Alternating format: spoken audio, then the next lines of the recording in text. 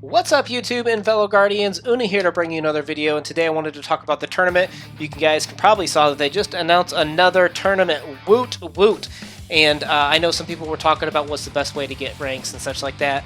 Honestly, if you're shooting for 1 through 5, you're going to have to be glued to your phone and you're going to have tons of ally coins stored up. Other than that, let's talk about whether you're going for number 1 through 5 or whether you just want to place top 200. There are some definite things that will work to do that, and let's cover at least what I know here today. First and foremost, the character is not going to be Short Trooper this time, so first make up your mind based on that, whether you think you even want Short here. This Rogue One character, I don't even know if I'm saying his name right, but we're going to have more Rebels, which all that means is, hey, they're building up towards something. Most likely another, event, probably EP. The Emperor Palpatine's going to make a reappearance, maybe for the Rogue One or Christmas release. We don't know, but take it for what it's worth. Notice that you're getting a lot of Rebel characters, and we're getting a lot of Omega things. So maybe it's a Trojan horse, who knows? But just something to think about. But you see in this video that they posted, he smacks for 23k here on his special, and it says that he calls in his Chromia exclusive friend here to do some damage. Doesn't do very much damage, but you'll notice that when he does his smack here, so he does 23k, and then his friend casts slow on Vader here. So that could be an interesting combination. Will it outdo Biggs and the Wigs combo, I guess, the Danger Zone combo for Arena? Definitely not, but it is interesting. I think it'll be interesting to see more so how these guys play out in the AAT, like for example the Frenzy with that new Biston, or however you pronounce it, character. It'll be interesting to see if all those things help take out all the 3 turrets faster, so that way you can get to a topple mode quicker. I think these characters are more interesting from that. They're not exciting me too much for Arena, but who knows? We'll see. But first and foremost, know what you're getting into. Know that those characters, see that right here it says is going for ally points, not crystals. Decide whether you want to blow your ally points to get this character or not. I'm probably just going to be taking it easy. I'll probably just do some 100 refreshes, and that's about it.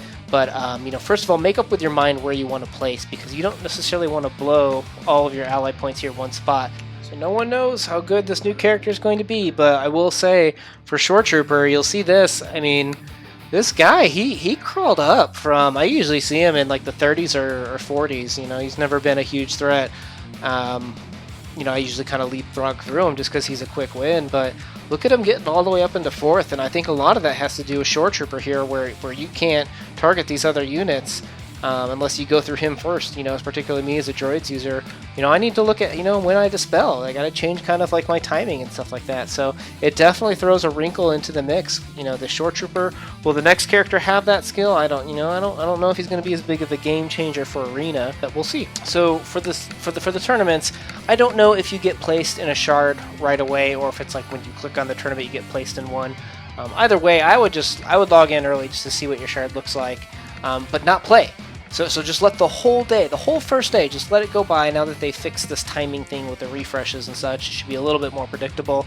But just don't play until the very end of the first day. So one, you get an idea for how competitive your turning is, your shard, or whatever you want to call it. But then 2, the lower you are, so by not fighting, you're lower on like the ladder, you're going to get easier people, which means you can send horrible teams in. I really only say I have 2 teams. I've got my Arena team, and then I've got what I'll call my Galactic War team, which is, your Qui-Gon Jinn, stuff like that. And I can scrape together some of my raid units, which you might call a third line, but they're so weak, they do no damage.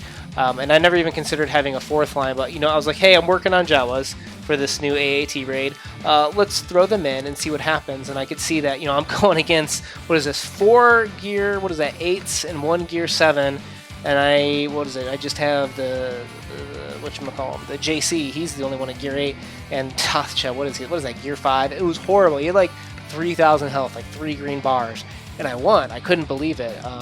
It was kind of a combination of what I thought here was like, hey, I'll just throw in kind of Royal Guard to sop up some damage, I'll try and heal, and I'll just try and play off those 2 with the Jawas going invisible, going stealth, and see what happens. And I actually did really good. I couldn't believe I won.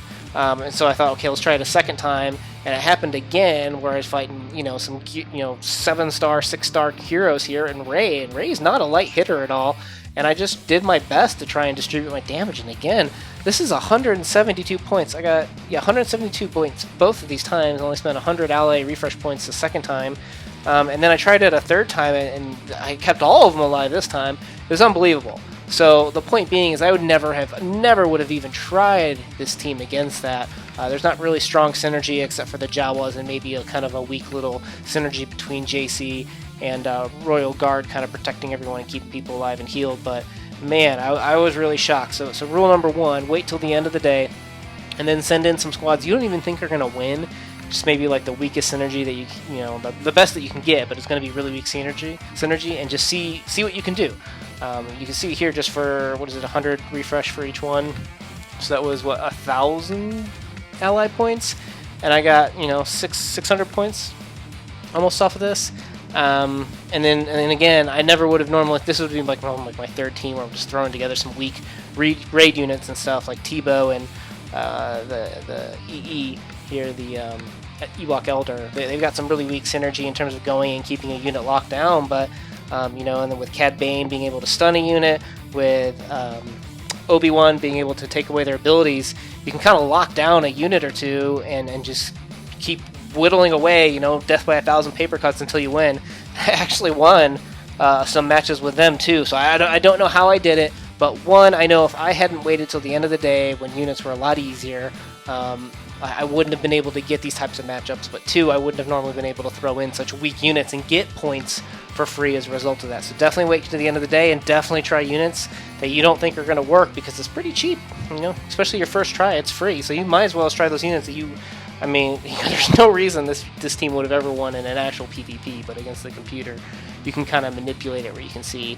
I think with the stealth units, with these Jawas, I was able to take out Dooku without even getting any of his counters in, so you never know what's going to work. So, you know, just, and if anything, it's just a blast playing with different units, so that's definitely the big one. And just by doing that, I think I ended up in 8th on the first day, but don't get too attached to your ranking on the first day. It gets bloody by the end of it. So here's my second tip is use more than 1/3 of your points each day. Because if you didn't know, when you're sitting here playing,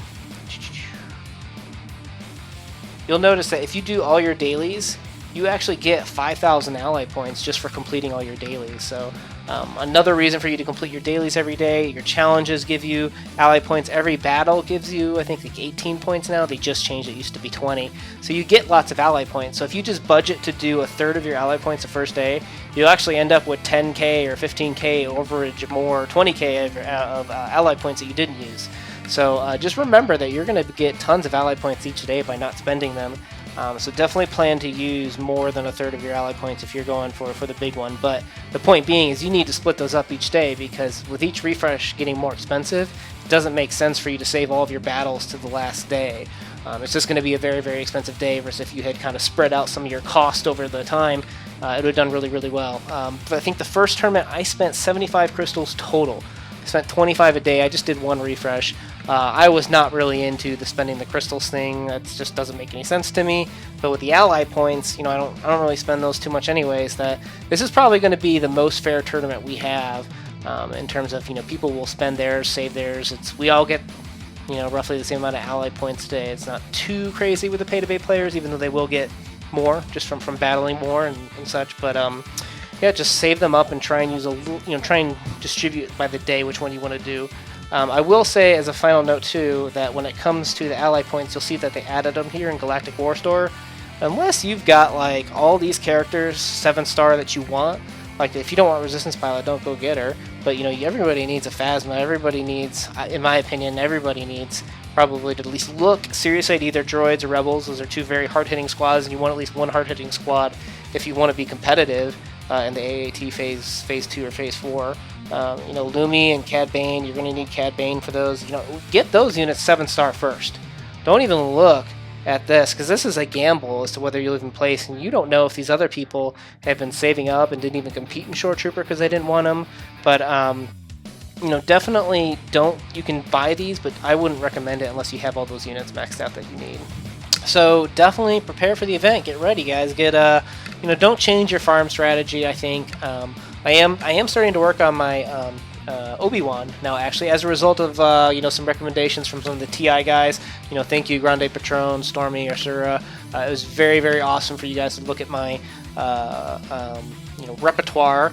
And I have a very limited repertoire, having only played for 3 months. But they made some suggestions for me to go work on. One of which being Old Ben, to help out with AAT Phase 3, just because I don't have EP and stuff like that.